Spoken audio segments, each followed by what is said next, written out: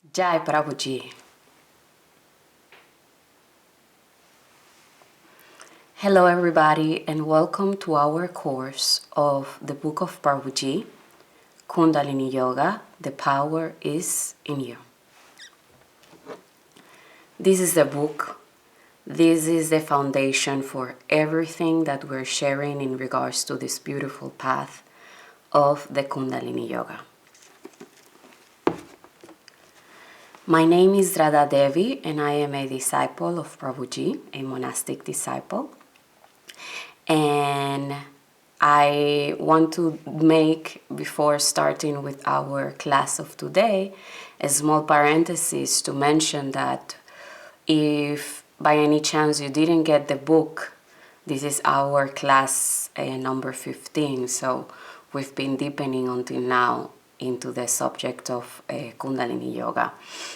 So it is very recommended that if you didn't get the book by now, you will, because as we mentioned in many other classes and as I am sharing today, we are taking it as a foundation. So we are taking the information from here and we are enriching it with other writings of Prabhuji. We are also using different videos where he conferences, video lectures, where he's explaining and dwelling in different topics. So we are using those videos also in order to support what we're sharing here. But it's not exactly as it appears in the book. So this is why it's recommended that you use the book to expand the information that we're sharing throughout this course.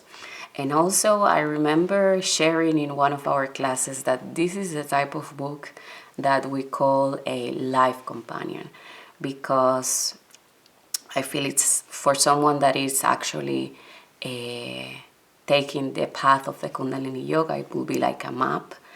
But it's also providing so much information and the depths of the path in one book.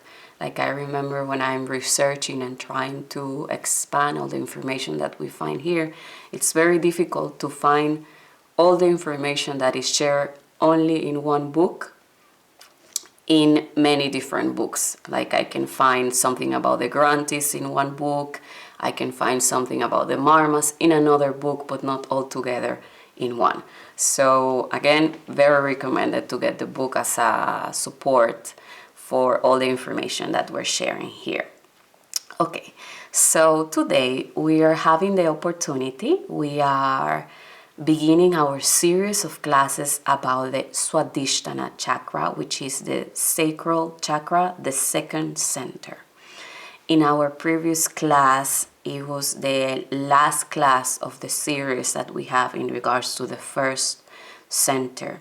So I feel like now you have an idea of all the information, of all the attributes or the qualities that we're going to be discussing in regards to the rest of the centers that we're going to be exploring during this course.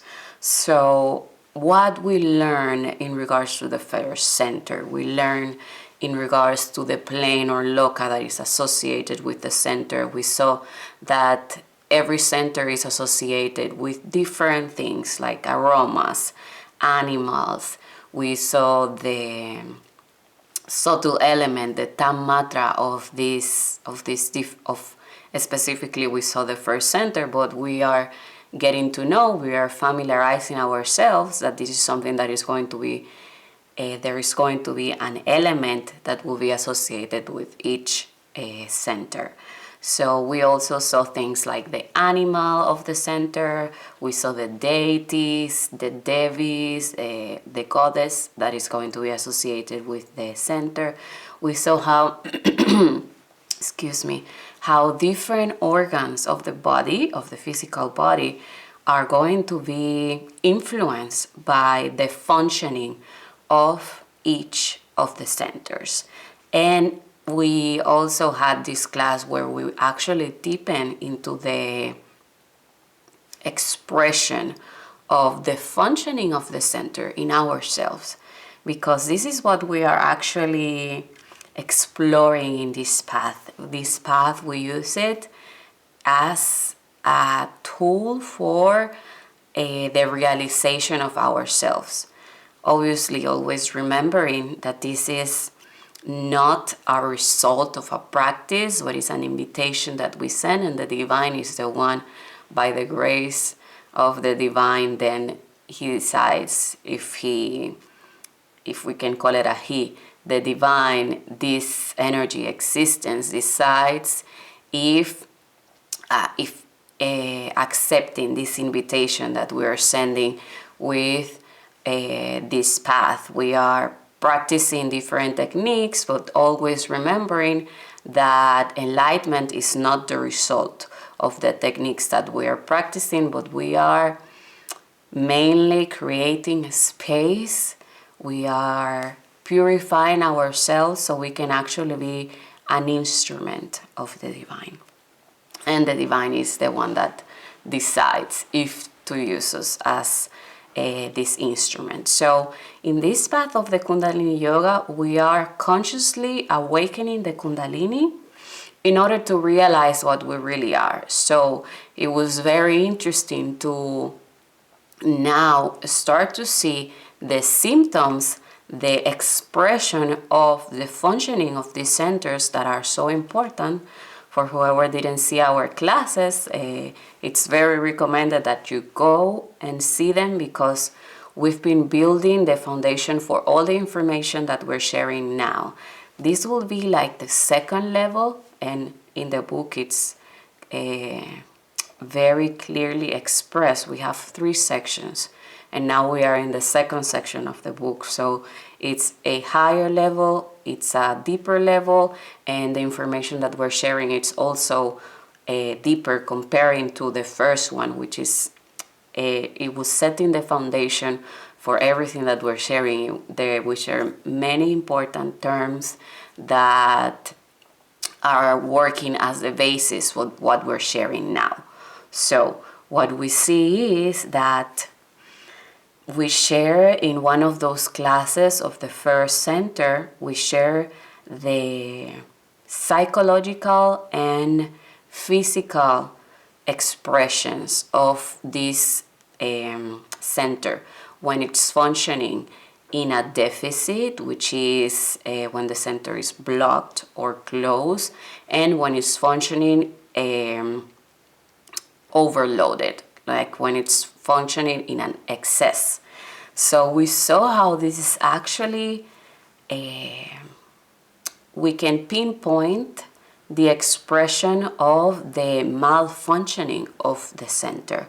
And we also saw how it would look if the center is actually working correctly. We saw how these centers are vortices of energy, and it needs to receive, assimilate, and transmit a very specific amount of energy. And when it's doing it in excess or in deficit, then this is going to be expressed in our physical body and also psychologically in us. So this was one of the main topics when we share about the center, because we want to actually understand how we can use all this information, all these details and attributes that we're sharing in regards to the center. And when we started this series of classes, we share how we don't want to stay with everything that we're sharing in an intellectual level, but we actually want to digest it and to make it part of our life.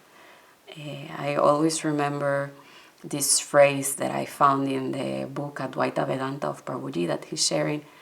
We only understand what we actually can live from. If we can live according to what we read, something that we read, something that we heard, only when we can live according to it, we actually understood.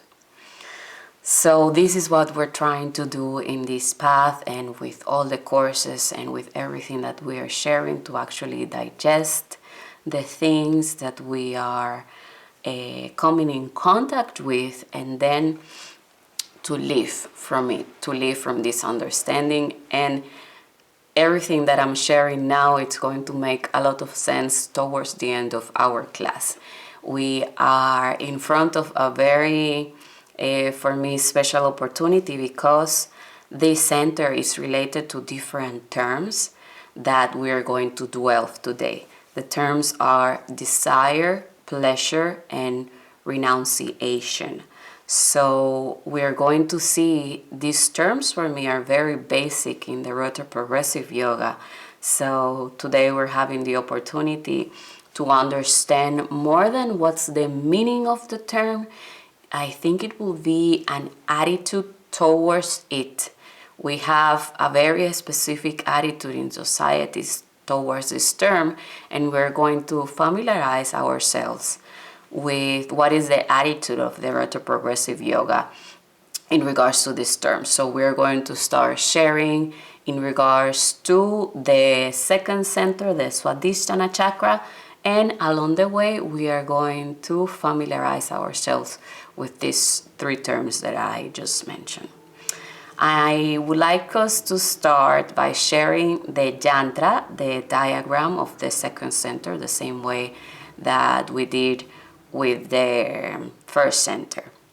And I am going to show different images and reminding that it's a yantra is a symbol for the second center, and we're going to find different images, and this is why I like to show a few, so you understand that it's representing the same center, but it's different images. The last one that we're showing is the one that you can find in the book, and is the one that we are using to explain the different symbols that are contained in this yantra. As we already see, it has less symbols than the first center, the one of the Muladhara. It has less symbols. We are seeing that it has 6 petals, and we remember that the petals it represents the amount of nadis that are emanating from this center. So this one has 6 petals, and as you can see, each petal has a letter of the alphabet. We remember that each petal has also the emanation of each nadi, so it's represented with one letter of the Sanskrit alphabet. These letters are Bam, Vam, Mam, Yam, Ram, and Lam. We also see in the center of this diagram a half moon. This half moon is representing the element that is associated with the center, which is water. Then from the center also it's emanating this pulsation, the actual Vija mantra of this center. Remember that we spoke how these Vija mantras are seed mantras, like it's representing the whole sound, the whole emanation of one center, and in this case it's going to be Vam. This is the Vija mantra of the second center. Now that we are familiarizing ourselves with the image of the center, we can start speaking about different qualities and attributes of the center.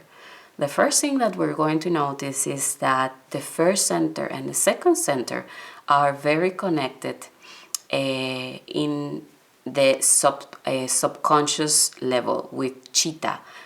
For the ones that didn't see our class, I can briefly mention we saw it in our class of the Tattvas, and we also saw it in the first 2 classes that we have of the Panchakoshas, the 5 sheets. We saw this Chitta, which is the storage of our memory, our different memories, both individuals and collective, are stored in the Chitta, which is one of the 4 functions of the mind, of this Antakarana, internal organ. We saw that we had Buddhi, we have Chitta, we have the Manas, and we have the Ahankara. We explained it a few times. Today we're only mentioning them so we recall what was this chitta. So chitta was one of these 4 functions, as I just mentioned, and the function of it is to store our memories. So we see that this sphere, this subconscious, is actively expressed in our first center.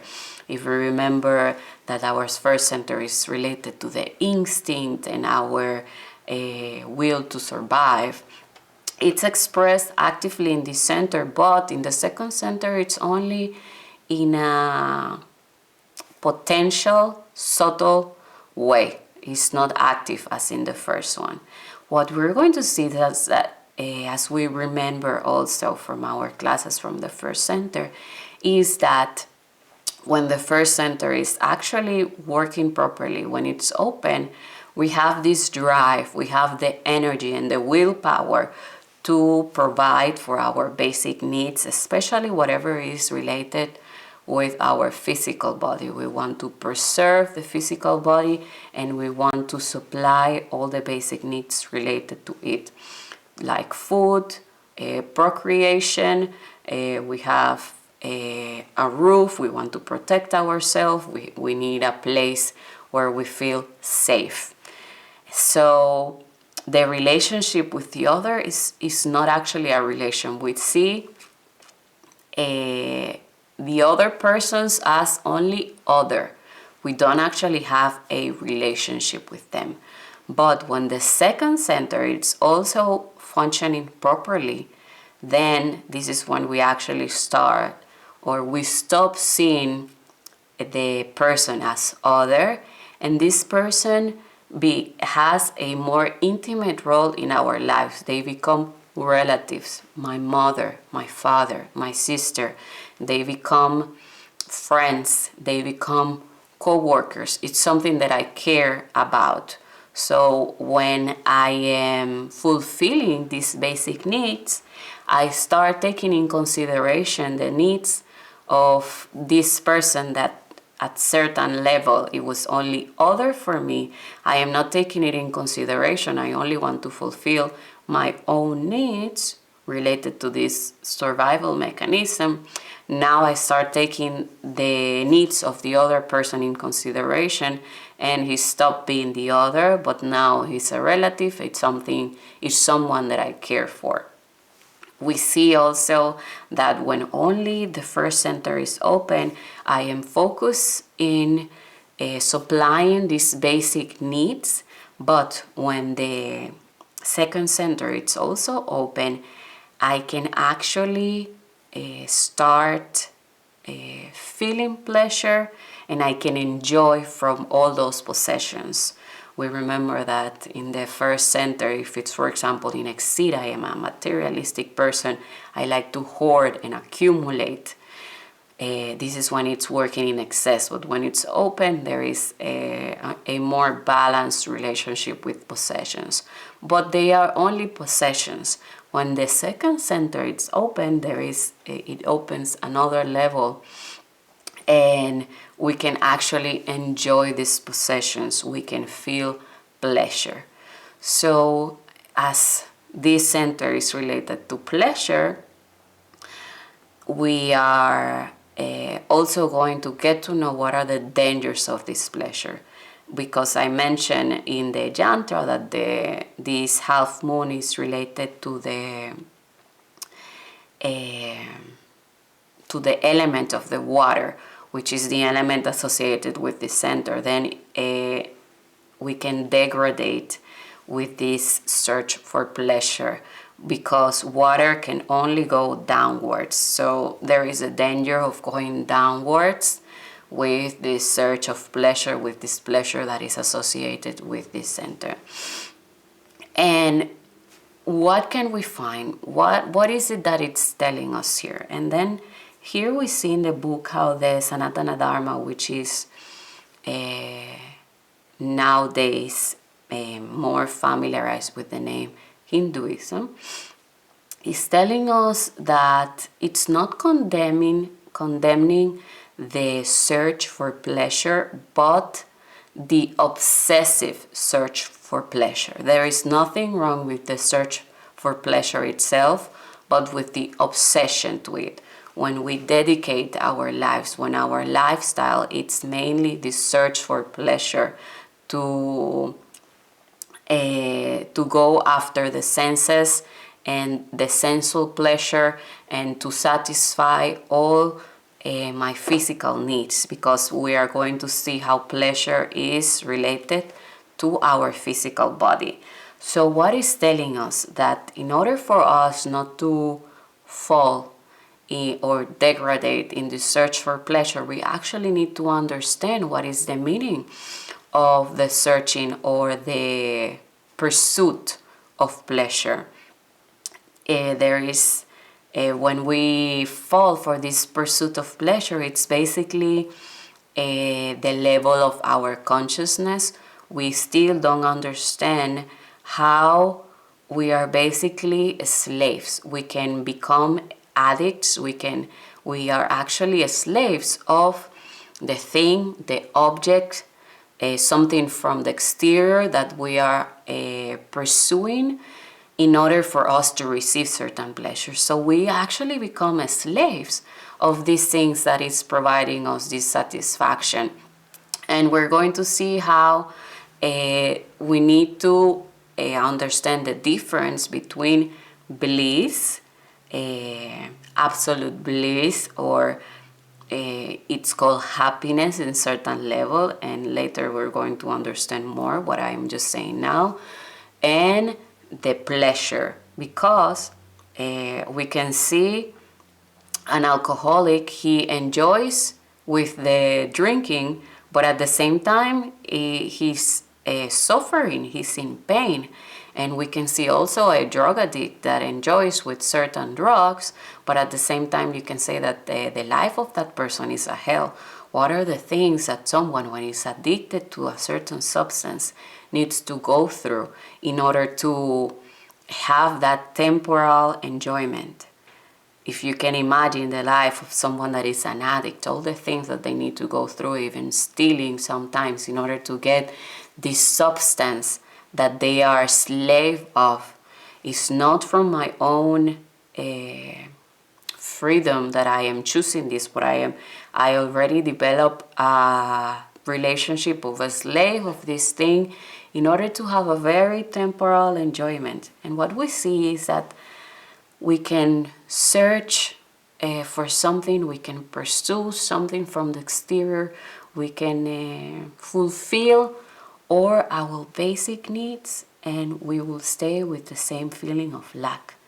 There is this latent feeling in us, something is lacking, and even though I fulfill all my basic needs, all my physical needs, let's say, this search in pleasure, I still stay with this feeling of lacking. And what's happening with this pursuing of pleasure, blind pursuit of pleasure, is that I need more every time in order for me to, if for example at the beginning I was satisfied with one beer, then at certain point I will need 5 bottles in order to satisfy the same desire for pleasure. So here we're understanding what are the dangers to go and pursue blindly this desire for pleasure, this pursuing of pleasure. So as we just saw, the condemnation is not for the pleasure itself, but by the obsession of searching the pleasure and what can happen with it. It's telling us, understand what are the differences. So here what I want us to do is that I'm bringing a paragraph that we find in the book Ishavasya Upanishad that is commented by Prabhuji. And let's get to know the pleasure, let's get to know this desire that we have to pursue happiness. And what we're going to see is that it's something natural that is coming from us. So this is why the condemnation is not for the desire to pursue happiness, to pursue pleasure, but the obsession to dedicate our lives to it, because now with everything that I share, we have a better picture of what can happen when we fall in this obsessive pursuit of pleasure. So let's read what we find in regards to the desire in the book Ishavasya Upanishad. Our original nature of unlimited bliss prompts us to seek happiness and avoid suffering. We are constantly trying to escape the uncomfortable situation of feeling constrained by a form. Nothing and no one in the objective world can free us from the pursuit of pleasure and enjoyment. This destitution is inherent in our slavery. Instead of condemning efforts to satisfy the senses, Vedanta focuses on the deep understanding of the nature of desire. It does not suggest a blind and ignorant repression of desires, but a liberation from constantly pursuing them. Apuryamanam achala pratishtam samudram mapa pravishanti yadvat tadvat kamayam pravishanti sharve sashantim apnoti nakama kami. Just as innumerable rivers flow in the ocean, which is full and remains calm, peace can be attained only by those who remains undisturbed despite the various desires flowing into their mind, but not by those who always strive to satisfy their desires.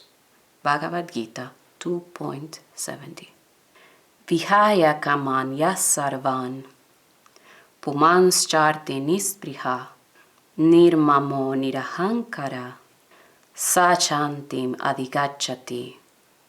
Peace is achieved by the person who, abandoning all desires, moves without anxiety, without sense of self, and without selfishness. Bhagavad Gita 2.71.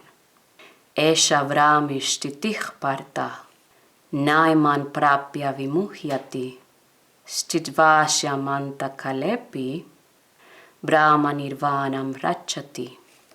This is the Brahminic state, eternal state, O son of Pritha. After attaining this state, one is no longer deluded. Being established in that state, even at the end of life, one reaches oneness with Brahman. Bhagavad Gita 2.72. We just read 3 verses of the Bhagavad Gita, chapter 2, from the verse 70 until verse 72. So here we find the same attitude. We just mentioned how in the Sanatana Dharma we are not condemning the desire, the search for pleasure, this pursuing, but we want to understand it. And in the same way here, I liked it very much because it's telling us it's something natural from us. It's inherent for us human beings to escape from this suffering and to pursue happiness. It's coming from our original unlimited nature.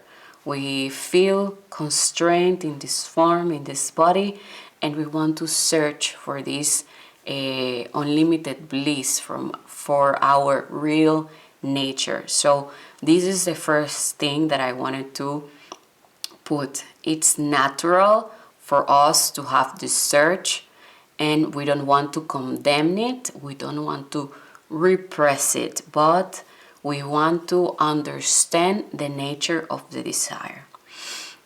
There is a video of Prabhuji that is called The Search for Happiness.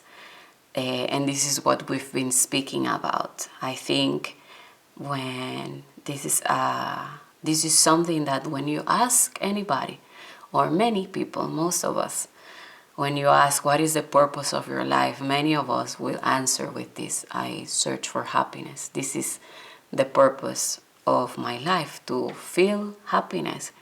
So only with this answer that I think it's very common, I heard it many times in my life, we see that we do have this inherent desire for searching for happiness, the pursuit of happiness. So in this video, which I recommend to see, we're only going to take a few parts in regards to what we're sharing today, which is pleasure, desire, and renunciation. So we took different parts of the videos. We're going to see them soon. I recommend that you will see the full video.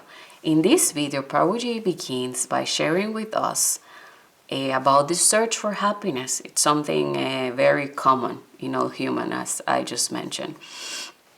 And he starts by saying that in order for us to search something, we need to know what is it. So what is the definition of happiness?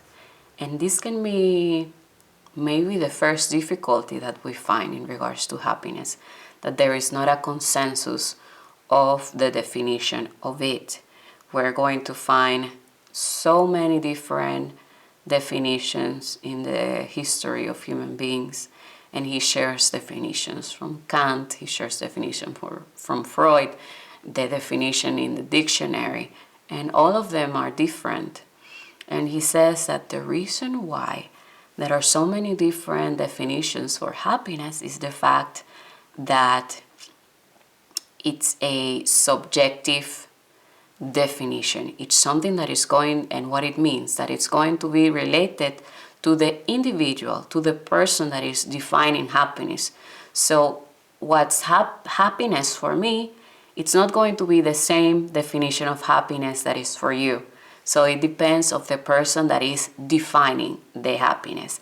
And this is another reason why we find so many different words to define happiness in the different languages. We have different words. So he starts by explaining what is pleasure. Then he goes to joy. Then he goes to happiness. And last, he explains what is bliss. This is why I'm saying, please go and watch the full lecture, because if you're interested, and I'm almost sure that you're interested in this topic of the search of happiness, it's going to answer so many different things and different levels. So he starts by saying that the basic level of happiness is pleasure. Pleasure is related to our physical body. He says pleasure is physical happiness. And he tells us that as human beings, when we are identified with the body, we perceive happiness as sense enjoyment, the satisfaction of our senses. And this is why we pursue this pleasure and this level. Then when there is a rise of consciousness, because I don't, if I don't mention it yet, then this definition of happiness is going to be related with our level of consciousness. So we have different definitions, and it's going to depend in the level of consciousness that we are. This is for somebody, happiness will be pleasure. For another person, it's going to be joy. He starts explaining that when our level of consciousness is a little bit higher, not enlightenment, not happiness, then we can go for joy. Joy, it's giving us something. It's not only sensual pleasure, but we're actually benefiting. It's more in an emotional level, in a mental level, not only as this basic level that it's only physical. Then we have what is happiness that is not related to an external object, but is something that is coming from us, and the happiness is more related to spirituality. It's coming from the inside. And the last one, which is bliss, it's coming from one of these names of the divine, which is Sat Chit Ananda. Ananda is bliss, absolute bliss. So I am not going to speak more about this a specific level, I recommend that you will go and watch a video. And now I want us to listen to the words of Prabhuji, where he's telling us, giving us different definitions of what is pleasure. The person who is attached to something or to somebody, do you think the person is happy? Can a slave be happy? Because pleasure is slavery. Pleasure is physiological happiness. Because it's based only into satisfy physiological needs in some way or other. And it's so superficial. It's related to the other, related to the object, is related to the other person, is related to something in the surface. Because make your life superficial.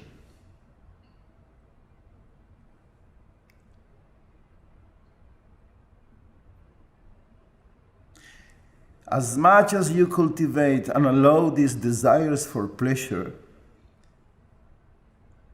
you become more divided. You feel broken. You feel like divided. Conflict in you. You arise more and more conflicts. Because you have so many desires that you cannot fulfill, and sometimes these desires are in conflict one with the other. The pleasure is not real happiness, but a kind of relief.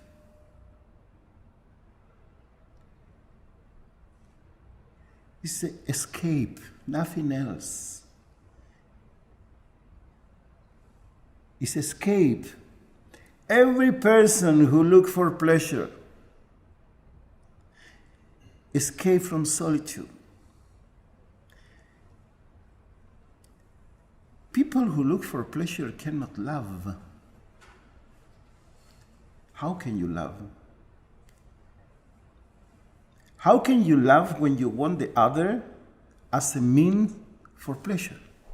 As long as I don't renounce to pleasure, I cannot enjoy.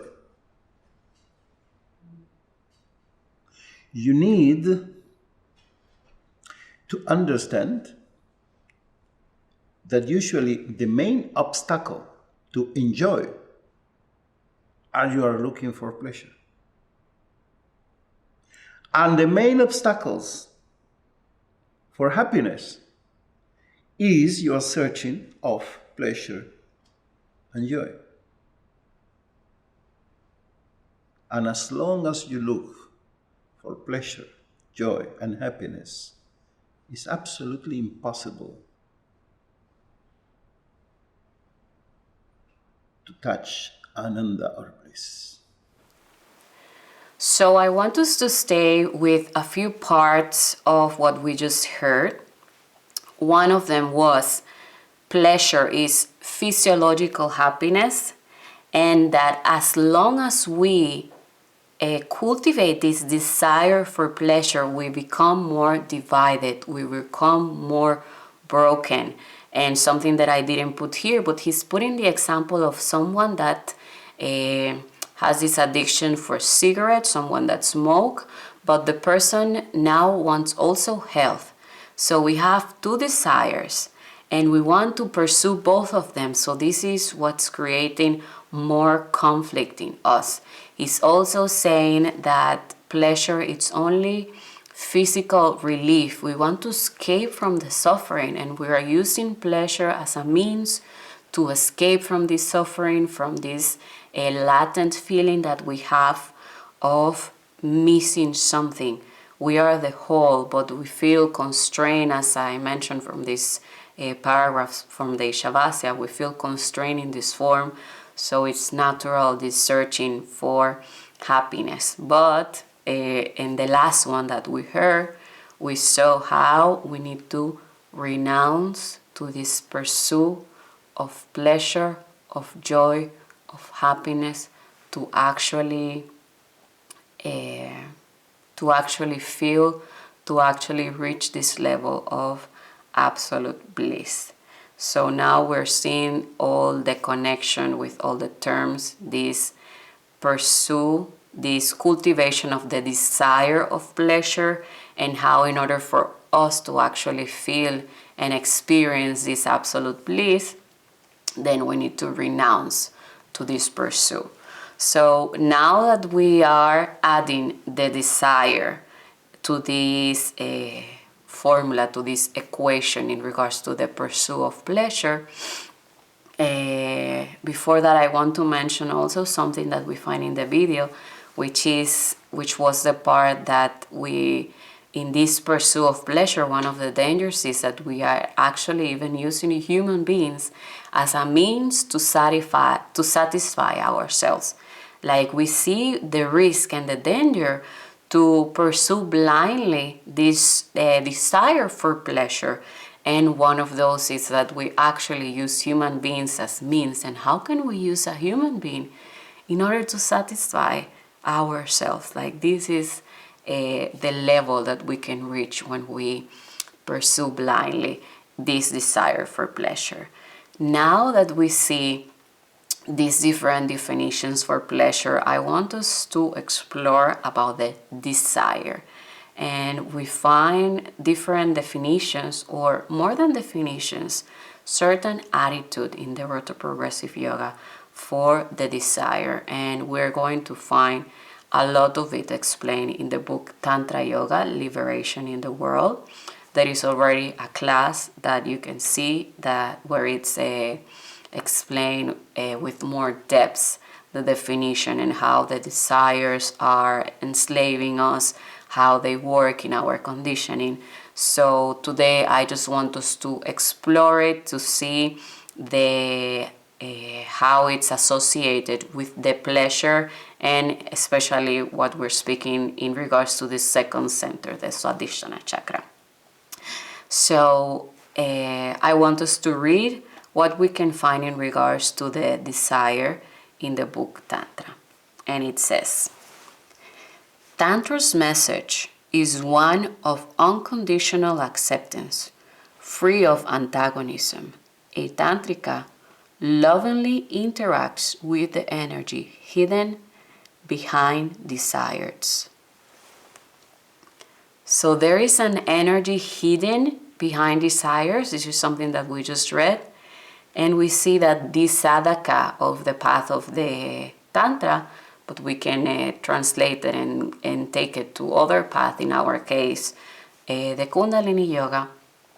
He is lovingly related. He is having a lovingly relationship with these desires.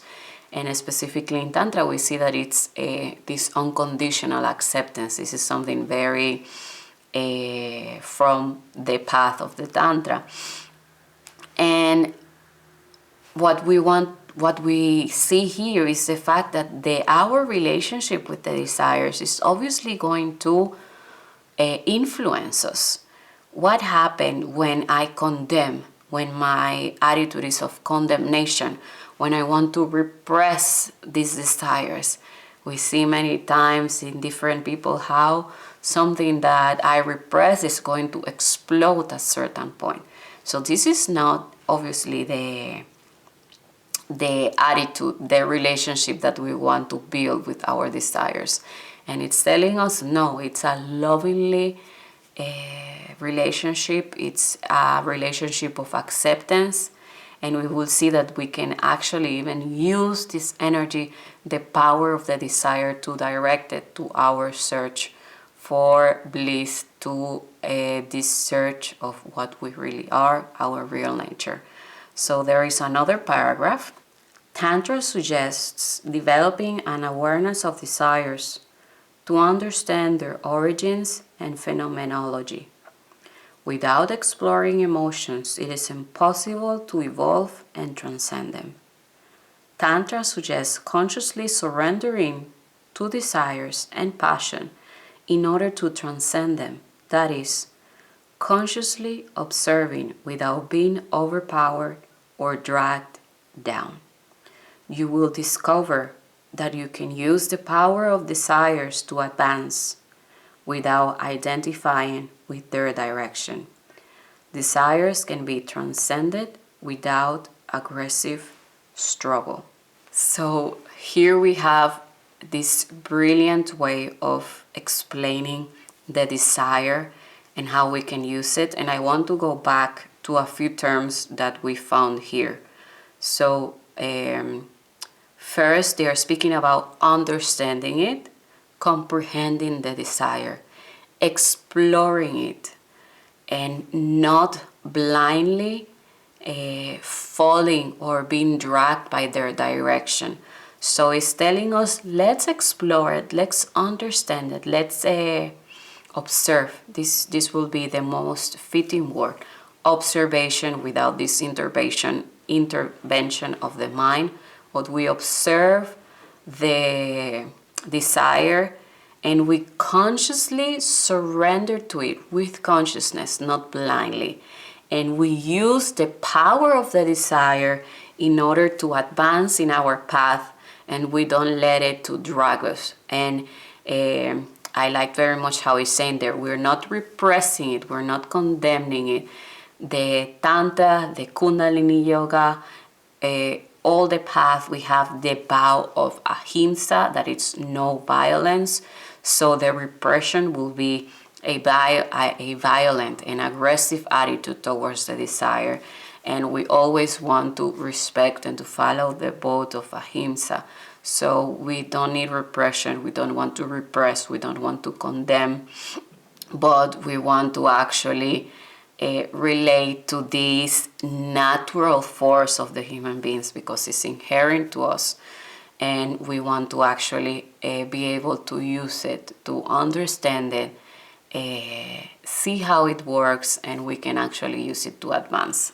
It says, without exploring it, it is impossible to evolve and transcend it. And I like this word transcend, and we will see how we are going to see it towards the end of our class, how it's very similar to what it's going, the alternative that is going to be proposed after we explore this. We can actually evolve and transcend. But when we are just blindly repressing maybe, or just being dragged by this desire, we cannot transcend it. We cannot sublimate this desire. So now that we have this proposition, this invitation in regards to the desire, to get to know it, to explore it, to consciously understand it and to observe it, I thought that it was good that we can deepen a little bit more in what is the desire.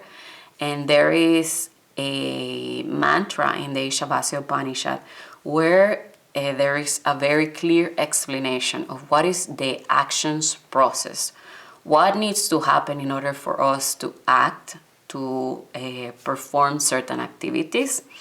This is an amazing mantra. The book itself, I recommend to read it all, but for someone that is also interested in karma, in the actions, then this specific mantra, I recommend to read it all. We're taking this small paragraph from out of the context, and we just want to get to know what is the role of the desire in this taking actions, in this taking of decisions that we make. So I want us just to read briefly what is this action process about. It says, the actions process. Whenever we try to achieve a purpose, there is a process of knowledge, jnana. This leads to a desire or feeling, shikirsha or icha, and then to a will to act, pravritti, which causes a motor effect, shesta, and finally action, which is karya, of course. So we see here how is in order, how this actual process of the action happens, and we see how the desire is one of the first ones in order for us to actually pursue something.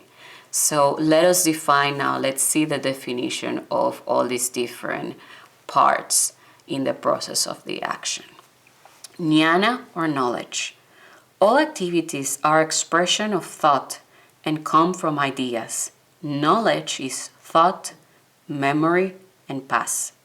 Shikirsha, or desire. Knowledge, jnana, of an object leads to a feeling of attraction or rejection toward it. If it has caused us pleasant experiences, we will want to repeat them, and desire, icha, will be born. If it causes painful experiences, fear will arise. Pravritti, or will to act. Out of attraction or rejection, there emerges a will to perform certain actions. Pravritti is a Sanskrit term that means go toward or revolve around external elements. Shesta, or motor effect.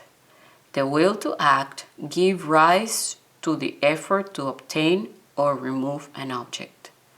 Karya, or action. Finally, action follows. Immersed in this process, our actions are not free. They are conditioned by desire and fear.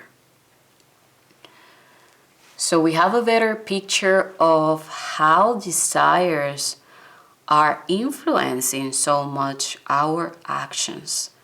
We are exploring this desire and we're understanding it, putting more awareness to it in order for us to be able to use it, that this is something inherent to us.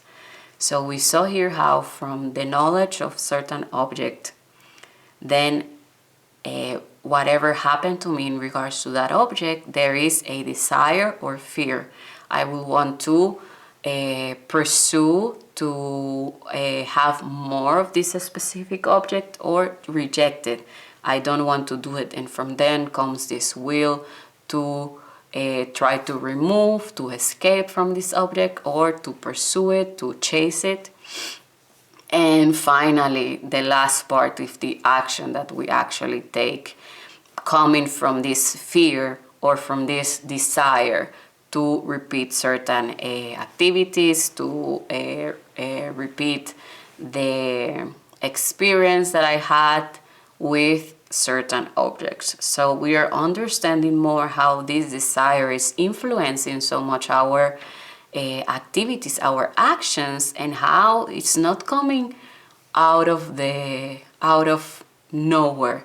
Like we are very influenced, and I would like to read again what it says, that immersed in this process, our actions are not free.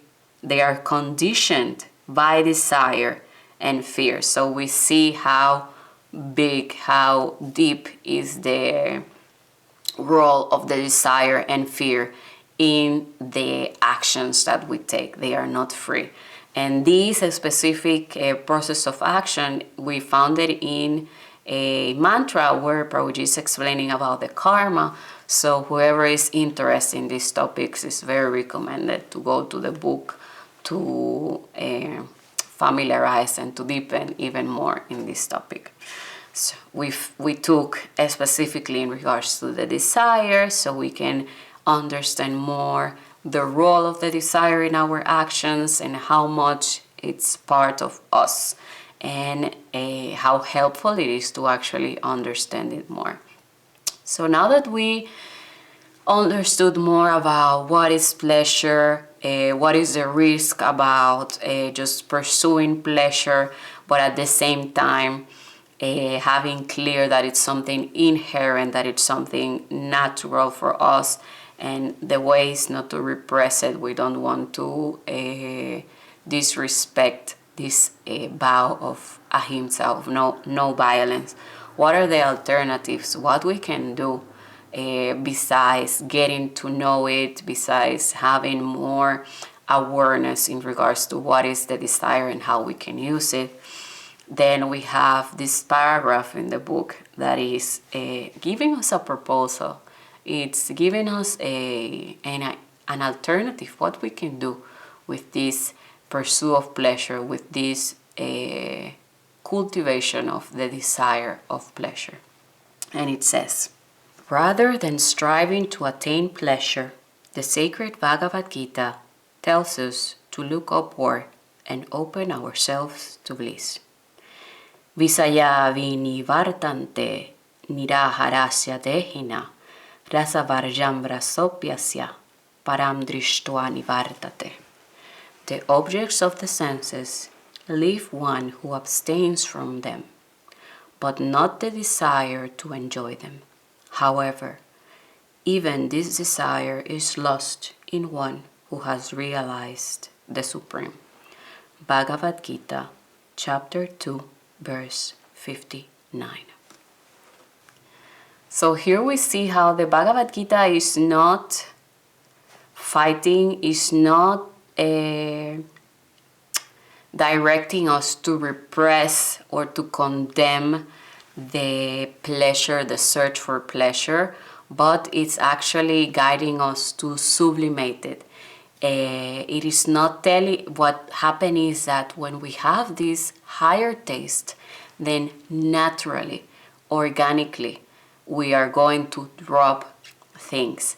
There are this search for pleasure. It's naturally falling by itself because we taste something higher, and this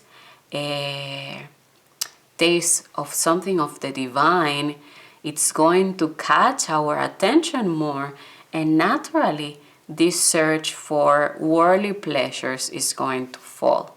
So it's not a repression, as we mentioned, it's not a condemnation, but as it says, open yourself to something higher, to bliss.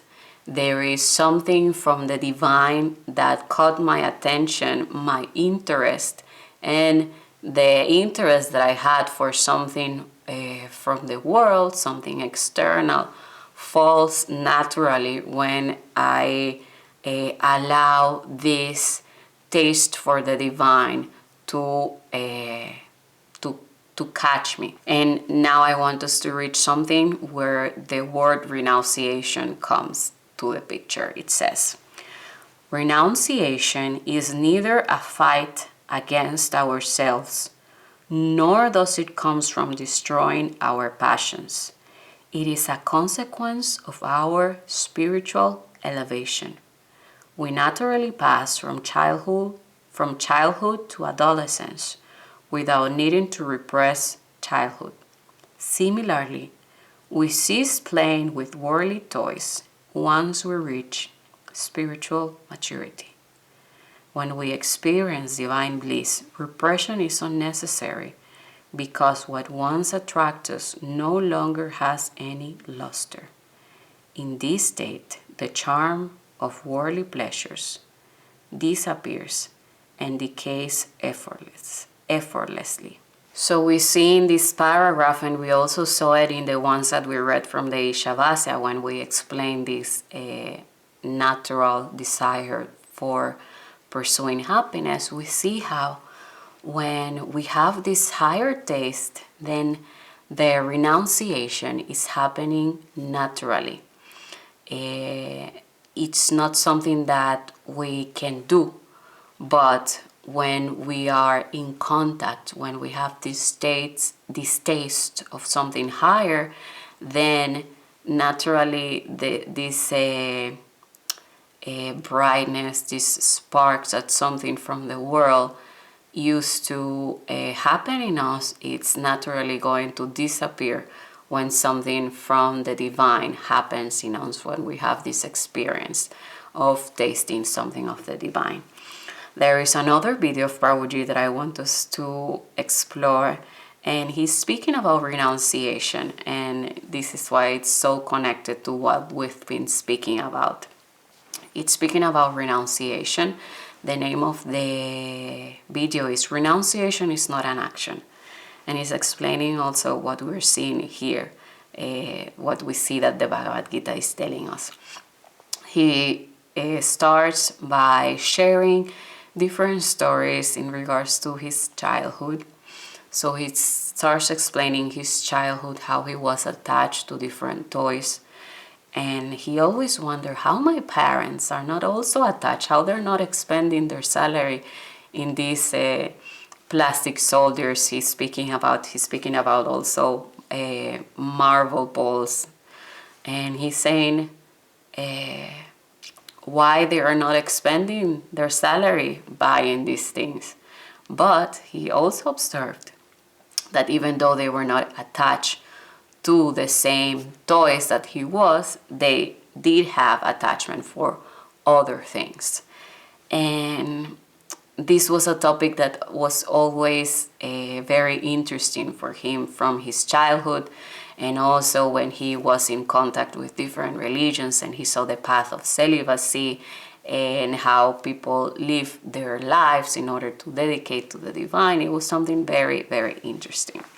And towards the end, that this is what we're going to share, you can see the full lecture, it's very recommended too.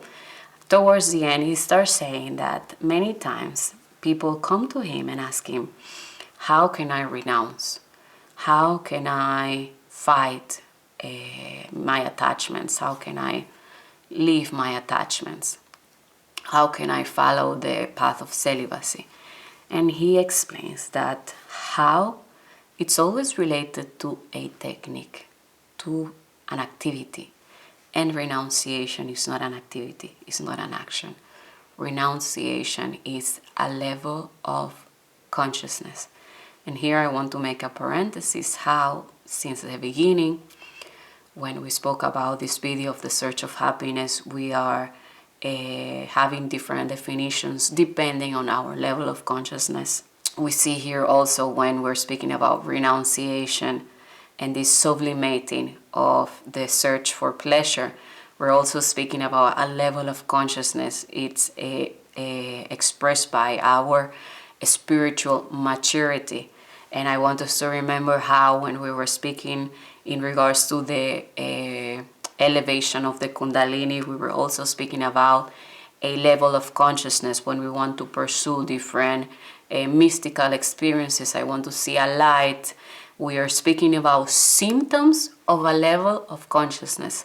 So we go back how this is not something that we can do, but it's something that happens depending of our level of consciousness. So Prabhuji continues saying that renunciation is not something that we can do, but it's a symptom of wisdom. And he tells us, if you want to renounce, if you want to leave certain attachments, don't put your efforts in actually renouncing or repressing, but in wisdom, Brahma Vidya, Yoga Vidya, because we are attached to certain objects, to certain things, when we don't really understand the value of different things in life.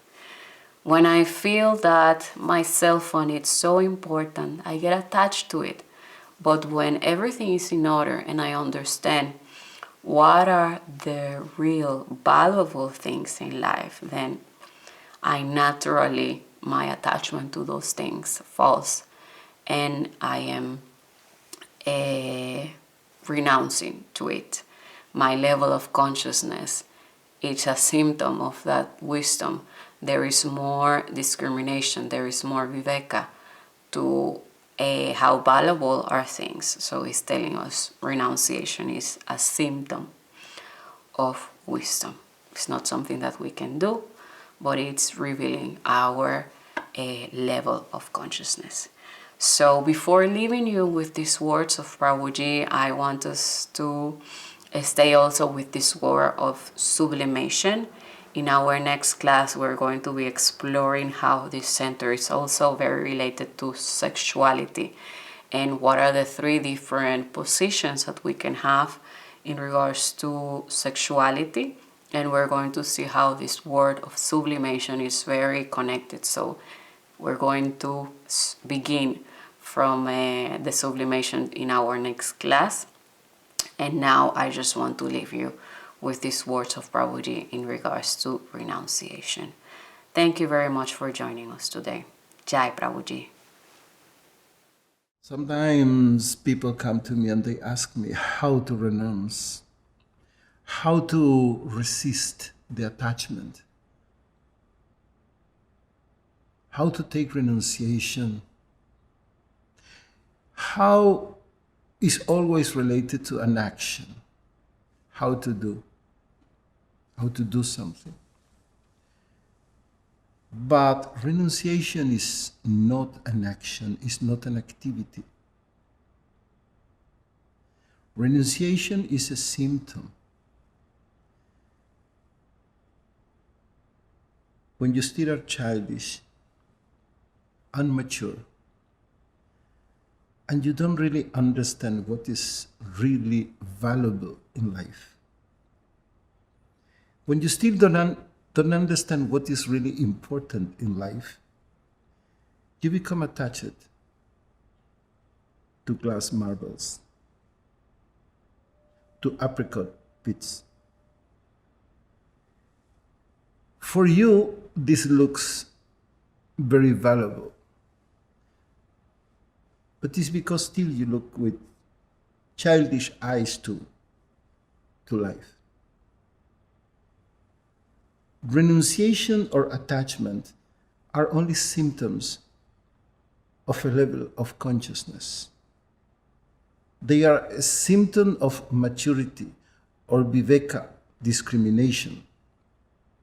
So,